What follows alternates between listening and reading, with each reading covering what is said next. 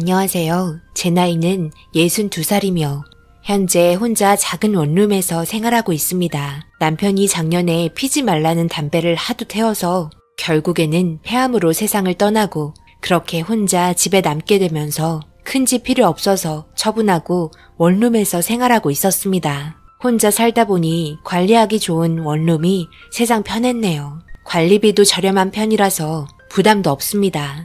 남편이 떠나고 홀로 지내다 보니까 그동안 같이 살았던 세월 정말 지지고 볶고하면서 별의별 일들 다 있었는데 그때는 이혼하고 싶을 때도 정말 많았지만 남편 떠나고 남긴 흔적들을 보니 웃음이 나오고 못해줬던 것만 생각이 나네요. 모두 이제는 추억으로만 간직하고 있습니다. 그리고 결혼한 지 2년 정도 된 딸이 하나 있습니다. 그래도 착하고 멋진 사이 만나서 잘 살고 있는 모습에 제가 다 기분이 좋았습니다. 장모님, 원룸에 혼자 살기 적적하시면 저희랑 같이 사셔도 되는데 어떠세요? 에이, 결혼한 지 얼마나 됐다고. 그리고 내가 너희랑 같이 살면 너희 시부모님들께 얼마나 많은 욕을 먹겠니? 그리고 나 아직 젊은데 벌써 할머니 취급하고 있는 거니? 나는 그저 둘이 알콩달콩 잘 사는 모습만 봐도 좋단다. 혹시나 외로워할까봐 물어보는 사위한테 항상 고마웠습니다. 아직 결혼한 지 2년밖에 안 돼서 많은 걸 알 수는 없지만 든든한 모습에 우리 딸 맡기기 잘했다 생각했습니다. 새로 바뀐 환경에 제가 적응하지 못할까봐 걱정이 됐는지 시간 되면 찾아오는 고마움에 저런 남편 없다는 말을 귀에 못이 박히도록 딸에게 말을 했고 자기 남편 칭찬에 입꼬리 올라가서는 자기도 잘한다는 말과 함께 행복한 결혼 생활을 하고 있으니 엄마 몸 잘 챙기라면서 몸은 떨어져 있어도 항상 옆에 있으니 절대 외로워하지 말라는 표현을 많이 해줍니다. 그렇게 좋은 날만 있을 줄 알았습니다. 그런데 저에게 뜻밖의 상황이 닥치게 되는 날이 있었습니다. 여느 때와 마찬가지로 아는 지인분들과 시간을 보내고 집에 들어가고 있는데 때마침 사위한테 전화가 왔습니다. 어머님, 지금 어디세요? 제가 회사 미팅을 정화 회사 근처에서 하고 있어서 만나서 같이 어머님 댁에 가려고 하는데요. 밖에 계시면 같이 들어가면 좋을 것 같아서요. 저녁은 아직 안 드셨어요? 저녁은 먹었고 집에 가려고 지금 버스 기다리고 있었네. 늦었는데 내 걱정은 하지 말고 집에 들어가도 돼. 저녁도 먹어야 하잖니. 엄마, 우리는 저녁 원래 천천히 먹잖아요. 어디세요? 그래도 근처에 왔으니 얼굴이라도 한번 보고 들어갈게요. 그래, 알았다. 지금 여기 미아역 2번 출구에 있으니까 그럼 이쪽으로 오면 되겠다. 차가 많이 막히는데 천천히 오렴. 얼굴 한번 보겠다고 전화해서 오겠다는데 계속 거절할 수도 없어서 결국 기다리고 있었습니다. 그런데 제 주위에서 계속해서 맴돌고 있는 청년들이 있었고 저는 기분이 나빠 사람들 많이 있는 곳에 서 있었습니다. 한 5명 정도가 제 주위를 감싸고 있었고 딱 봐도 학생들 같았습니다. 그런데 술을 좀 먹었는지 저를 이상한 눈빛으로 쳐다보면서 웃고 있길래 무서운 느낌이 들어 괜히 다른 사람들 있는 곳에 붙어 있었고 딸과 사이가 빨리 오기만을 기다리고 있었네요. 그런데 순간적으로 한 명이 저를 밀쳤고 그러면서 제가 넘어졌는데 그 순간 밀쳤던 청년이 저를 일으켜 세우며 괜찮냐는 말과 함께 일어났을 때 제 손에 들고 있던 핸드백은 다른 청년이 들고 도망을 가버렸습니다. 일부러 넘어뜨리고 일으켜준 청년은 저를 보며 웃으면서 갈 길 가라는 식으로 말을 하면서 무서운 눈빛으로 저를 쳐다보곤 사라졌습니다. 너무 무서워서 그 자리에 그냥 서 있었고 아무 말도 할 수 없는 상태에서 주변 사람들은 제가 핸드백을 뺏긴 것도 모르는 상태로 이상한 눈빛으로 쳐다보고 있었습니다. 너무 갑작스러운 상황과 동시에 무서움까지 같이 와서 그런지 결국 떨리는 다리를 지탱하지 못하고 털썩 주저앉고 말았습니다. 이런 상황에 마침 저를 데리러 온 사이가 길거리에 앉아있는 모습을 보곤 너무 놀라 한 걸음에 달려왔고 모든 상황을 듣게 된 사이는 저를 차에 태우곤 기다리라는 말과 함께 사라져 버렸습니다.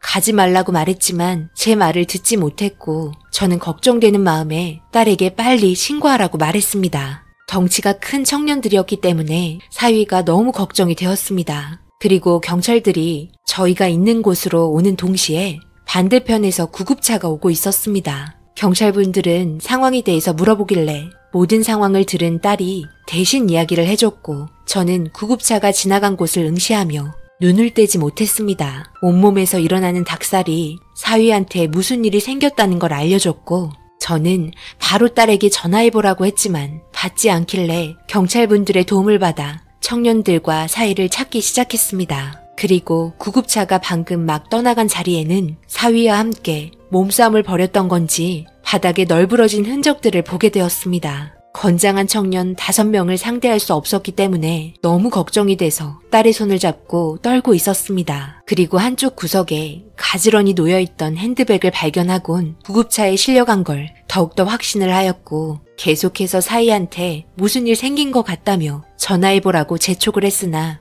계속해서 받지 않자 아까 구급차에 실려간 것 같다는 말을 꺼냈습니다. 그렇게 경찰분들은 119에 전화를 해서 사고 접수된 건을 확인하고 응급실 위치를 파악한 다음 저희와 함께 병원으로 출발하려고 하는데 익숙한 목소리로 저를 부르는 소리가 들렸고 뒤를 돌아보니 다름 아닌 웃고 있는 사위였습니다. 그리고 아까 저를 밀쳤던 청년의 뒷덜미를 잡고는 경찰분들에게 넘겨줬고 저는 떨리는 손으로 사위의 손을 잡으며 괜찮냐며 이리저리 몸을 돌려보며 어떻게 된 거냐고 상황을 물어봤습니다. 지금 어떻게 된 상황인 거야? 그렇게 아무 생각 없이 쫓아가다가 큰일이라도 나면 어쩌려고 그러는 거냐? 이제 자네 혼자 몸이 아니라는 걸 잘 알아야 하지 않나? 그럼 여기 바닥에 흔적들은 자네가 했나? 아까 구급차 와서 사람 실어가는 것 같더구먼. 나는 거기에 자네가 실려간 줄 알고 너무 놀라고 말았네. 아, 어머님, 그거 핸드백 가지고 있는 거 저한테 들켜서 도망가다가 옆에서 오는 오토바이랑 사고 나면서 벌어진 일들이에요. 그리고 한 명이 도망가길래 가서 잡아온 거고요. 이래봬도 저 특전사예요, 어머님. 이런 애들 몇 명이 와도 별거 없어요. 핸드백 안에 없어진 물건이 있는지 잘 살펴보세요. 학생들이 처벌을 덜 받으니 아주 점점 더 심각해지네요. 그렇게 저희는 경찰서를 가서 모든 상황을 설명하면서 청년들이 계획한 사실을 모두 듣게 되었고 충격적인 사실은 이런 사건이 한두 번 접수된 게 아니었습니다. 처벌을 약하게 받는다는 점을 잘 알고 있던 청년들이 반복적으로 저지른 짓이었습니다. 그렇게 상황이 종결되고 진정되지 않던 몸 상태로 사위차에 올라탔고 제가 안색이 많이 안 좋은 걸 알곤 차를 돌려 사위 집으로 향했습니다. 저는 괜찮다고 말했지만 지금 상태에서 혼자 집에 계시면 정신적으로 많이 힘들다는 말과 함께 결국 사위 집으로 들어가게 되었습니다. 틀린 말은 아니었습니다. 남편 떠난 지도 얼마 되지 않은 상태에서 이런 상황을 겪고 나서 혼자 방에 있는 건 정신적으로 너무 힘들 것 같았습니다. 이런 생각까지 하고 있었다는 사위한테 너무 고마웠습니다. 그리고 딸과 사위는 아직 해결하지 못한 저녁을 먹고 저는 작은 방에서 숨을 돌리며 누워 있었습니다. 그런데 문 밖에서 들리는 소리에 저는 눈물을 흘리고 말았습니다. 생각보다 우리 집과도 많이 멀고 혼자 원룸에서 계시는 게 마음에 걸리는데 이런 상황까지 온 상태에서 계속 혼자 지내게 하시는 건 아무래도 아닌 것 같아. 당신 생각은 어때? 이대로 내일 또 집에 돌아가시면 그놈들 분명 또 만날 수도 있을지도 모르고 어떤 상황이 올지 모르는데 그래도 우리 집에 함께 지내며 살면 안심이 되니까 내 결정에 따르는 게 좋을 것 같아. 그런데 시부모님께서 이런 문제를 그냥 가볍게 넘어가실까? 분명 안 좋게 보실지도 모르는데 좋으신 분들이지만 이런 문제는 또 다른 문제니까 어떻게 받아들이실지 모르겠어. 나야 엄마와 함께 지내면 당연히 좋지. 그럼 당신도 함께 지내면 좋다는 말이지? 나머지는 내가 알아서 할게. 들어가서 어머님 진정 좀 됐는지 살펴보고 먹을 것 좀 챙겨드리고 있어. 전화하고 올 테니까. 걱정하지 마. 우리 부모님 마음 좁으신 분들 아니셔. 그리곤 사위는 전화하러 밖으로 나갔고 딸은 노크와 함께 방으로 들어왔습니다. 저는 빠르게 눈물을 숨겼지만 떨리는 목소리에 모든 걸 알고 있었던 딸은 저를 안아주면서 짐이 될 것 같다는 생각 버리고 편하게 함께 살았으면 좋겠다면서 아버지 돌아가시고 나서 계속 자기와 상의한 문제였다며 편하게 모든 상황 받아들이고 함께 살자는 말에 눈물을 멈출 수 없었습니다. 제가 이런 대접을 받아도 되는 건지 너무 미안했습니다. 한참을 통화하던 사이가 집으로 들어오는 소리를 들었고 노크를 하면서 머리를 내밀며 웃으면서 애교를 부리며 맥주 한 잔 같이 하고 싶다는 말을 하면서 맥주를 흔들며 제가 웃을 수 있게 재롱을 부리는 모습에 울다가 웃고 말았습니다. 그렇게 거실에서 함께 맥주를 마시니 나른해지면서 긴장도 풀리게 되었고 혼자 원룸에서 생활하며 조용했던 방에 누워 세상 떠난 남편만 생각하며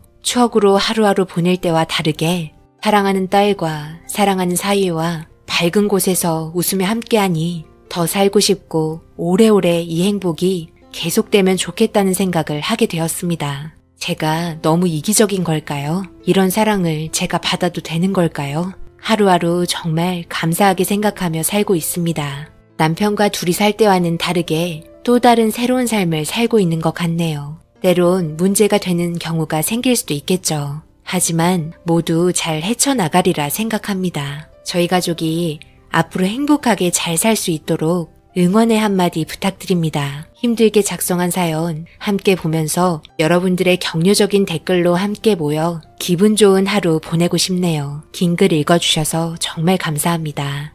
오늘의 사연은 여기까지입니다. 댓글로 여러분들의 생각과 조언을 남겨주세요. 구독, 좋아요, 알림도 꼭 부탁드립니다. 저는 다음 영상으로 찾아뵙겠습니다. 감사합니다.